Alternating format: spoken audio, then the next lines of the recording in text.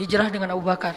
Ketika ada masalah, Abu Bakar bilang, ya Rasulullah, kalau mereka ngelihat ke arah kaki mereka, itu kan bukan gua lebih tepatnya, kayak lubang gitu. Nabi dengan Abu Bakar sembunyi di dalamnya. Orang-orang pembunuh bayaran, para hunters, dan di antara mereka itu ada legend, yaitu Suraqah. Paling legend lah dalam membaca jejak. Dia tuh udah terkenal banget. Nggak mungkin lolos dari Suraqah itu susah banget. Dia bisa ngelihat jejak onta udah berapa lama, hangat atau udah dingin. Ini udah kering atau tidak bekas kakinya onta. Terus di atas onta itu perempuan atau laki-laki, anak kecil atau orang dewasa, meronta-ronta atau normal. Sampai tahu sedetail itu Suraqah. Mereka membaca jejak. Kemana arah mereka ketahuan lah. Padahal Nabi itu udah pakai banyak strategi. Caranya Nabi lewat, terus lewat anaknya Abu Bakar dengan pembantunya Abu Bakar untuk nutupin jejak Nabi pakai ternak-ternak. Ketahuan juga tetap, namanya juga Suraqah. Udah berdiri depan gua, Suraqah and the gang. Nabi di dalam sembunyi. Apakah Nabi takut? Sama sekali tidak. Nabi waktu itu sama sekali tidak bersembunyi karena takut. Lagi ngajarin kita cara sembunyi. Kalau Nabi mau, Nabi tinggal keluar. Ada apaan sih? Bisa, gampang buat Nabi. Lo mau gua doain? Kan gak berani mereka. Nabi belum angkat tangan udah pada stroke semuanya tuh. Kalau Nabi mau kan, tapi Nabi lagi ngajarin kita teman-teman. Jadi adegan sirah adalah pelajaran buat kita, bukan apa yang Nabi rasakan. Nabi gak takut sama sekali. Sekelas Nabi gak mungkin takut lah, sang pemberani banget. Tapi Nabi pengen ngajarin kita, sembunyi di dalam.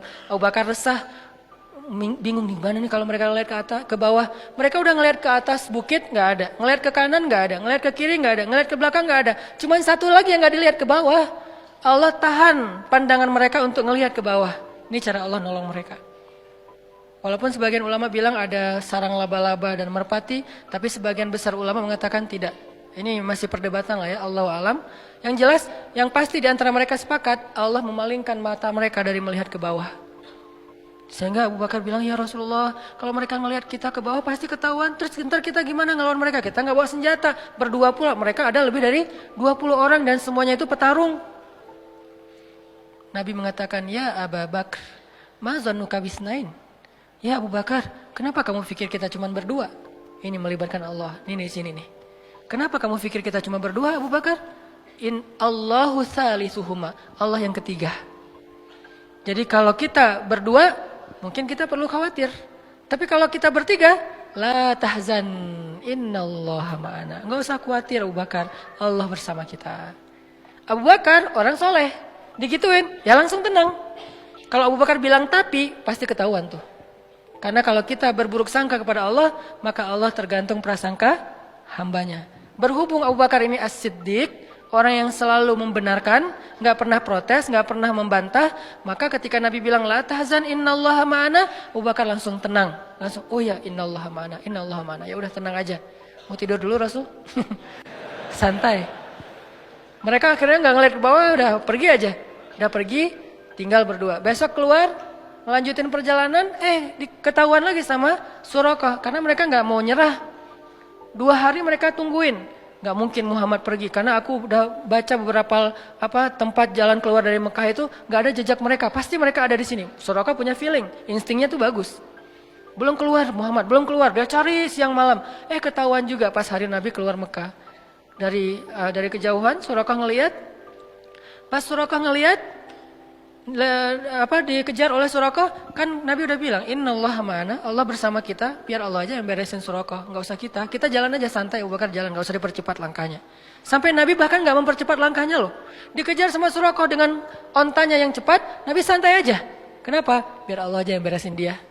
Ternyata Allah punya cara yang lebih indah daripada yang kita bayangin. Kalau kita punya teman yang tangguh kayak Umar bunuh Suraqah, gitu kan? Umar pasti akan ngeluarin pedang. Kalau Allah tidak membunuh Suraqah, tidak menaklukkan fisik Suraqah, tapi menaklukkan hati Suraqah. Gitu yang paling indah. Makanya biarin Allah yang beresin urusan kita. Allah punya cara yang lebih smart daripada cara kita.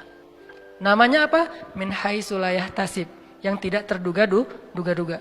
Tiba-tiba Suraqah ontanya ngambek, nggak mau jalan, tiba-tiba kayak habis bensin gitu. Kenapa sih kok mogok nih onta gua nih? Onta Suraqah tiba-tiba mogok, padahal itu onta bagus banget loh. 4000 cc kali ya, cepat banget ya. Kenapa mogok? Onta bagus, baru juga, malah STNK-nya juga BPKB-nya juga belum jadi gitu. Kok udah mau mogok? Heran Suraqah. Akhirnya Suraqah turun, jalan, pas dekat dengan Nabi, Nabi bilang, ya Suraqah, ma bika ya Suraqah. Kamu kenapa sih Suraqah gini-gini amat sama saya, kata Nabi. Suraqah nggak enak gitu. Nabi itu kan orangnya kayak mempesona ya. Kalau Nabi udah menatap, orang lihat, aduh kegeeran ini gimana. Nabi itu keren banget loh. Bukan dalam arti negatif ya, dalam arti nggak enak. Orang segan sama Nabi itu segan banget. Kalau ngeliat wajah Nabi langsung yang marah nggak jadi marah. Saking sempurnanya akhlak Nabi SAW.